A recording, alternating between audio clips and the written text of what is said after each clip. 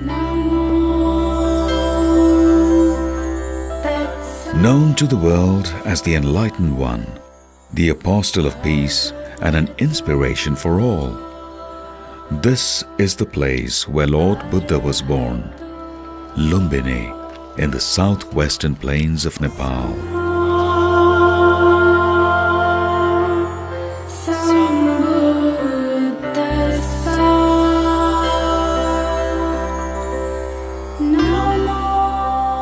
Buddhism spread from the Himalayan foothills to Sri Lanka, Japan and China. As Buddhism spread far and wide, the birthplace of Lord Buddha, Lumbini, assumed even greater significance with growing number of visitors. However, after Ripumala's visit in the 14th century, Lumbini and Kapilvastu slowly converted into bushland, and Lumbini was almost forgotten. The discovery of the Ashoka pillar by then General Khargasamsher and Dr. Alois Führer, with inscription in 1896 establishing Lumbini as the birthplace of Lord Buddha in the district of Rupandehi, Nepal, a sacred pilgrimage for the Buddhist world.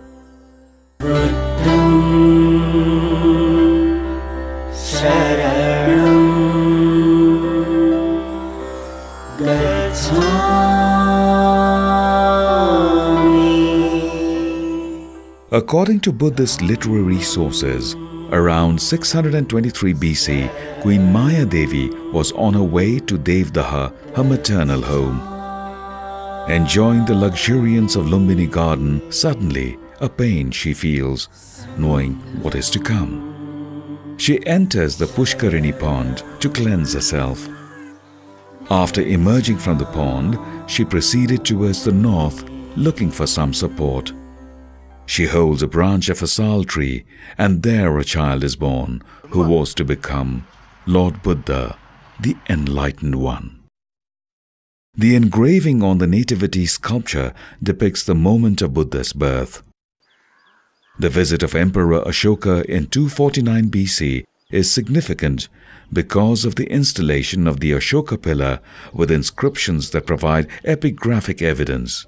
The inscriptions describe King Piyadasi Ashoka, the beloved of the gods, in the 20th year of reign, himself made a royal visit. Shakyamuni Buddha was born here, therefore, the birth spot, marker stone, was worshipped and a stone pillar was erected. The Lord having been born here, the tax of the Lumbini village was reduced to the 8th part only.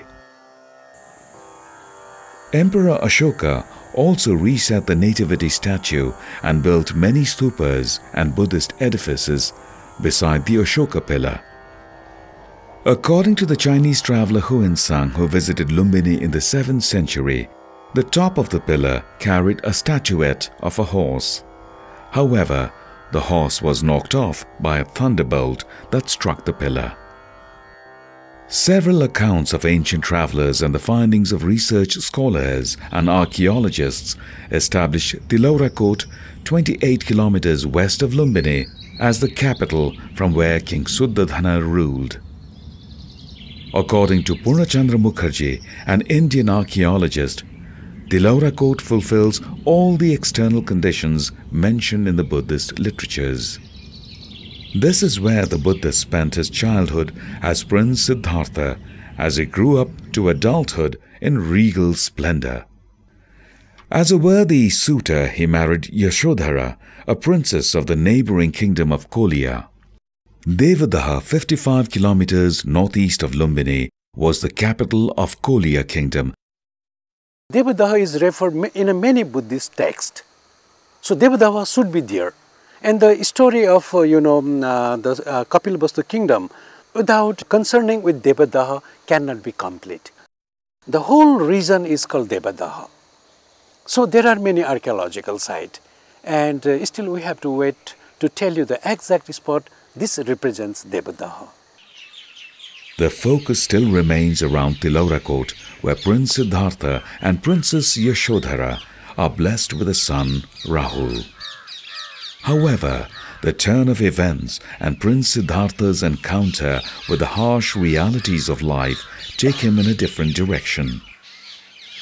These experiences compel him to reflect deeply on the meaning of existence, and at midnight on Monday, during the full moon of Ashad, July, he renounced all worldly pleasures as he rode his horse Kantaka out through the eastern gate of Tilorakot palace in search of salvation, accompanied by his charioteer Channa. Years of severe penance, meditation and travels followed as he adopted the middle path until he attained enlightenment in Bodh Gaya of present-day India. Lord Buddha delivered his first religious sermon in Sarnath, India, and a series of religious discourse and preaching followed. 6 years later, at the invitation of his father King Suddhodana, he returned to Kapilvastu from Rajgriha after attaining Buddhahood. The king, his father, had made arrangements for the Buddha and his disciples to stay in Kudan, 4.5 kilometers south of Tilorakot, because of his refusal to stay at the royal palace. Later, Lord Buddha, along with 300 disciples, was invited to Tilorakot by the palace. This was a congregation attended by childhood friends and others, besides disciples who accompanied Lord Buddha through his tours. All of Buddha's curious friends and relatives were in attendance, all except Princess Yashodhara. Yashodhara was not there. So later on Buddha, there is a story, then Buddha asked to Suddhodana, I saw everybody, but where is Yashodhara? So Suddhodana told that she is waiting you in her room. Then Buddha, he went to see Yashodhara.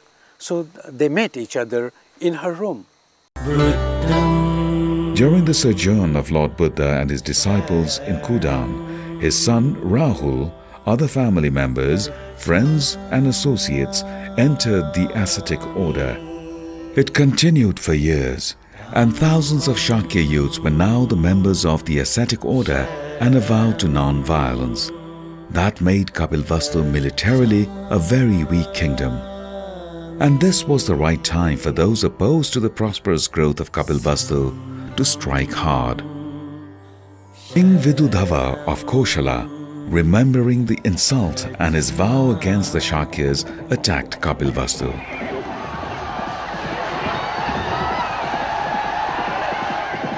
Vidudhava gained victory over Kapilvastu easily.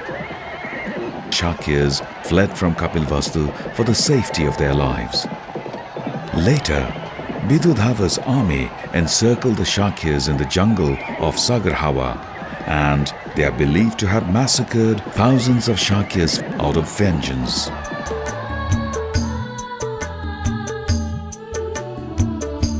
Following the tragic incident at Sagarhawa, Lord Buddha is believed to have visited and comforted the people one last time. After that, Lord Buddha continued preaching and delivering sermons in different parts of India, attracting disciples and a large following wherever he went. By now, Buddhism had spread far and wide, and the Enlightened One had already started contemplating Mahaparinirvana. As he was approaching 80 years of age, the visionary had already realized there was not much time left and had decided to attain Mahaparinirvana in Kushinara. Lord Buddha is believed to have shared his thoughts with his cousin and favorite disciple Anand. Lord Buddha attained Mahaparinirvana in Kushinara, and his relic was divided into 8 equal parts. The Koliyas received one part and built a stupa in Ramgram, which stands sacred even today. Besides Shakyamuni Buddha, Kapilvastu was blessed with 2 more Buddhas in ancient times. They were Krakuchanda Buddha and Kanakmuni Buddha. Gotihawa, one of the major pilgrimage sites is sanctified by the birth of Krakuchanda Buddha. This has been ascertained by the pillar erected by Emperor Ashoka in 249 BC. This is also an important site for the devotees. Another sacred site is Niglihawa, the birthplace of Kanak Muni, the second Buddha of Bhadrakalpa. This site shelters the Ashoka pillar broken into two pieces. The lower part, submerged in the ground, bears the inscription, while the upper part lies on the surface. Also significant is Arorakot, 3 kilometers northeast of Niglihawa. This rectangular fortified area is believed to be the natal town of Kanak Muni Buddha. Realizing the importance of Lumbini for world peace, the then United Nations Secretary-General U Thant envisaged a master plan for the development of Lumbini. In 1978, the master plan of Lumbini was approved by the United Nations and the government of Nepal, which Professor Kenjo Tange of Japan materialized. The master plan had three distinct components: Sacred Garden, Monastic Zone, and New Lumbini Village. The focus of the design is the Sacred Garden, located in the southern part. The objective here is to create an atmosphere of spirituality, peace, universal brotherhood, and non-violence. The Sacred Garden shelters the freshly restored ancient monuments at the center, with lush forest and water body surrounding the complex. The monastic zone is situated in the middle, with a forest area between the Sacred Garden and New Lumbini Village.